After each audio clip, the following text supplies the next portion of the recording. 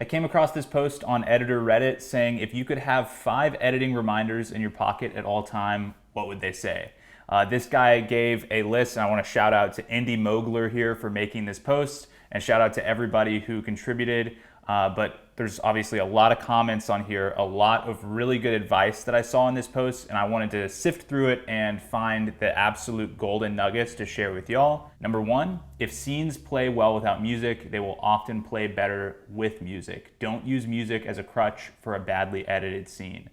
So this actually can be backed up by Dunkirk and Interstellar editor Lee Smith. I found this article here where he's interviewed and he is asked if he edits with music or sound effects in his early cuts. He says, no, we always build the cut without music, then we apply it later. It's never reverse engineered. We don't change the cut to the music. Everything is tailored to the cut. Other people have different processes, but ours has always been to make the movie work and then apply everything else rather than find some music and then make your movie fit the music. So I think that is pretty valuable advice. Now, I wouldn't say this is a hard and fast rule that you always have to apply. I think some edits I've found music ahead of time and built to it, and that can still flow really great.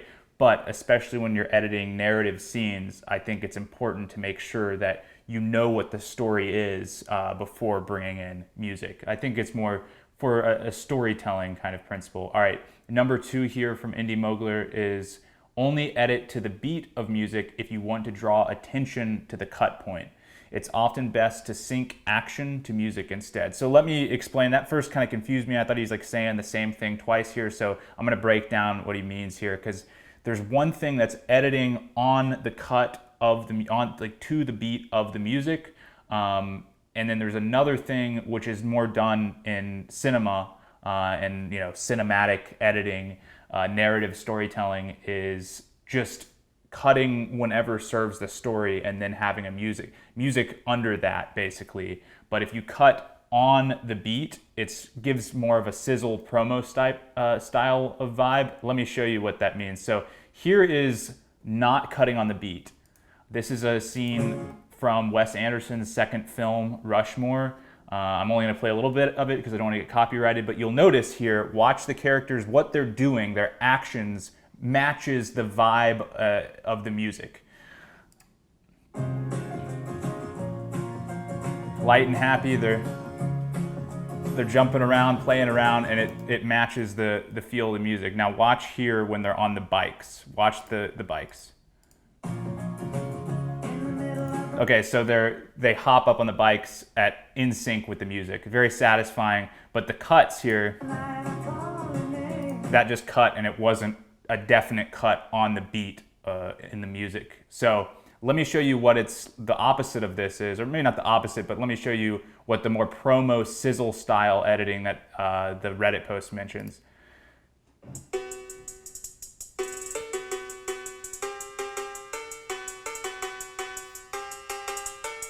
You get an idea that it's like the cars are very obvious. They're like jumping around different cars and it's on the beat with the instrumentation, and it makes the edits very obvious. Now that can still be satisfying and could probably also work in narrative storytelling as well, but just know that that might draw attention to the music and it makes the cuts very obvious. Keep a bank of laughing/smiling moments when searching through interviews. These are great for injecting personality into an edit. Now this is obviously more for if you're doing a commercial, a promo, if you're doing any sort of interview, documentary. And I can definitely attest to this, that this is helpful to have, especially if you're doing some sort of commercial or corporate thing and the client is wanting to feel authentic and real, but they're talking about a lot of boring things. Here's an example of that. This is a Chick-fil-A commercial. You've probably seen these before. And this lady here on the couch is talking about her story of how she connected with Miss Carol, who works for Chick-fil-A. But watch how, as she's talking, there's going to be some cutaway shots that they weren't happening while she was saying what she's saying. Miss Carol brought me water, right something there to eat, and then before I knew it... Once again, things have changed. If you see this shot and this shot, see the little girl here is in a different position, and now she's like this. So this was shot at a different time. It's kind of non-linear, but it works because she's talking about Miss Carol and we want to see her smiling. Tying Margot's shoes up and carrying her out to the car. It always makes me feel good if that helps somebody. I went in the next day because I just wanted to make sure she knew how much I appreciate her. See, this is basically, you know, them hugging. It's like B-roll, basically.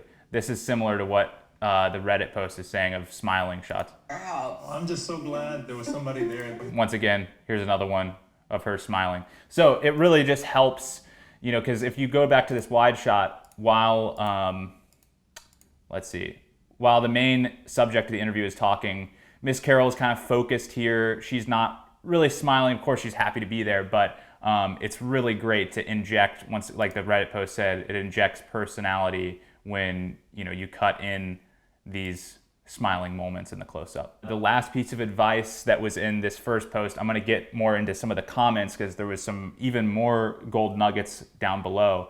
So let's see. Every shot you cut should have a purpose, be that adding to the story or revealing more information on the film.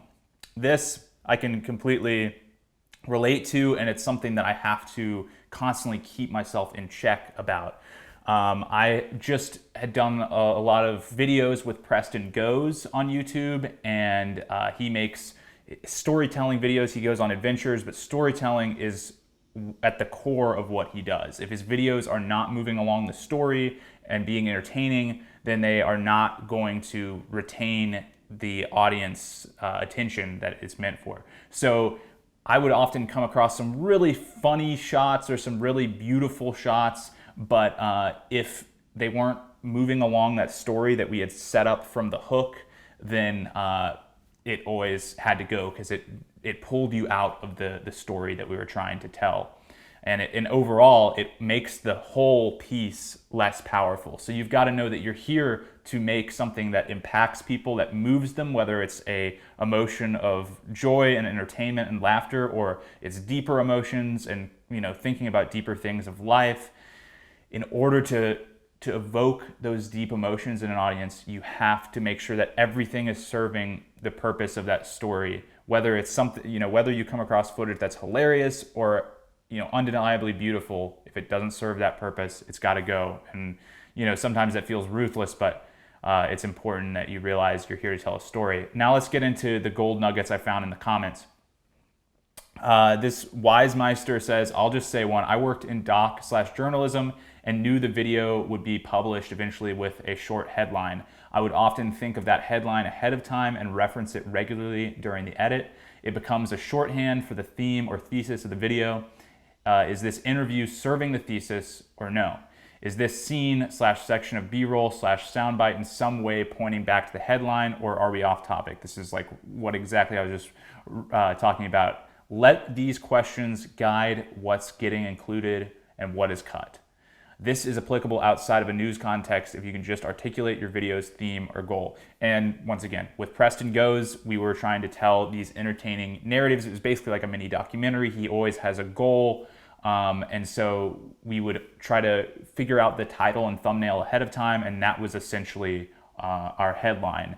And even when you do a movie, you need to know what is the character arc, what's the lesson, what's the point of this movie, what is the theme of this movie. So no matter what realm of editing you're working in, whether you're making fun YouTube videos, whether you're making documentaries or even corporate videos, you know, when they were editing this Chick-fil-A commercial, they had to know what is the point of this here. It's about because it's only 30 seconds long, you've really got to know what your point is. It's about how Miss Carol, you know, served this family and their sweet relationship and bond. It's easier to cut than to add. Let a rough cut be a little long. This is very valuable. This is like kind of transformed how I edit now, which is that my rough cut, when I'll send it to a client, whether it's sending when I work with Preston Goes or if I'm working on a corporate video, I will send them, if they have given me interviews and footage that is, you know, an hour long and they want a 2-minute video, then I'm going to not send them a 2-minute video as my rough cut. I'm going to send them more like a 5-minute video as my rough cut, because I would rather them tell me what they want to hone in on and take out, as opposed to them having to go back and remember everything that was shot and try to ask like, hey, I feel like there's some things missing. That just makes, you've got to go back and hunt through all that footage. So this is definitely really valuable advice. Fight for the best story, not the prettiest edit. I might put hours into a joke or some sort of fun motion graphic element, something that is done in After Effects, or I spend a lot of time tweaking in Premiere, some sort of graphical thing. But I would recommend saving those things for last as an absolute necessity if you really feel like they have to be there. Me and Preston got to the point where we were just trying to be as minimal with graphics as possible and just keep it as true to just the source footage. Even if we had like a voiceover moment talking about something in the footage, just freeze framing on the footage, trying to be as minimal in the, the visual effects as possible. If you're stuck too long trying to fix something, tag the clip and move on, get back to it later. Kind of similar to what I was just saying. It's like if there's something that is taking too long and it's only gonna be seen in the video for 2 seconds, it's probably not that important. And if it is important, get back to it later and keep going on and trying to figure out the overall story. Watch the export before sending off. Somebody says, yep, unfortunately, it's something that you should always build into your time when you tell somebody, like when you think you'll get your work to them, when you tell them you'll deliver the cut, factor this time in that you could potentially have to export it multiple times because you might export it in something, there's a glitch or a bug. You never know what's gonna happen when you export. And I've had that happen before where I export it, send it off, don't even look at it, and then the client is going, what's going on? There's 20 minutes of black video right here. So I would really highly recommend doing what I call a quality check, where every time you export it, you watch it through. If you don't have the time, at least just skim through. Now the next thing is, don't get too attached to your edits. It makes it easier when the client demand that I edit their way. Footage, 4 hours, deliverable, 60 seconds. Version 1, immaculate pacing with breathtaking emotional impact, client notes. Let's add 15 seconds of CEO intro followed by 10 seconds of graphics with the title of the video. So of course, you're gonna have people who haven't spent their entire lives editing, or this isn't their specialty, this isn't their passion, and they're gonna give you their 2 cents, but they hired you, and ultimately you are here to serve them in the way that they want. Just know, hey, I'm being the best editor. Even if I do something I know goes against my editing instincts, if it's serving the client, I'm being the best editor I can be. Somebody says 1 for the reel and 1 for the meal. So hey, if you need to, save your version and keep that for your reel and send them the version that they want to get paid. Now, the last 5 here is a rough cut should be rough. Get through all the footage before getting granular with any of it. Very true. Like I said, don't get caught up in any sort of jokes or graphics or even complex montages or music editing. Just stay with the raw footage for that first rough cut. And so if you're working on a narrative project and there's something in the script that the director thought was good enough to be shot, but now it's not working in the edit, sometimes you got to do what we call killing your darlings. And if it's holding back the story, like I said, we're here to serve the story. Pretty interesting here. Bonus tip for cutting talking heads. Often people will start a sentence one way and then halfway through the sentence begin to say it another more concise, intentional, and direct way. You can make anyone seem like an authority on the subject matter by only using the latter parts of their lines. And I would say that a lot of the times I've seen something like this when editing interviews. Maybe they'll say it a few times and they finally have kind of developed, talked out loud and developed what they really needed to say. So that's kind of a hack that you can know and be aware of and go, okay, maybe I can fast forward through some of this footage and I don't have to struggle with trying to make the first thing that comes out of their mouth work. If you comment, I will definitely reply to you because I want to make friends in the editing community, and let's just connect and nerd out about how awesome it is to be an editor. Have a happy day, my friend, and see you soon.